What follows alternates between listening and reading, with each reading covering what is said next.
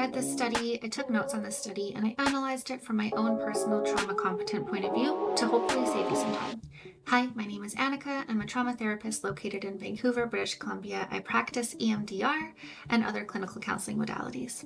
So this paper was published in February 2026, this month, by Grossman and 38 co-authors, a large group of neurophysiology and autonomic nervous system experts.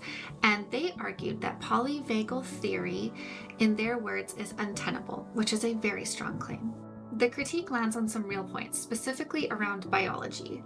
The idea that we can measure vagal tone through heart rate variability, the specific roles of the two vagal nuclei in the brainstem, and the distinct role of the dorsal vagal system in the freeze response that we talk so much about.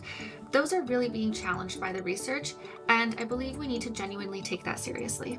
And what this means for me as a clinician is that I will change the way that I talk about polyvagal theory in terms of it being evidence-based neuroscience, because the biology just doesn't support that claim. But, and this part is important, the critique acknowledges that the psychological and emotional concepts of polyvagal theory aren't invalidated.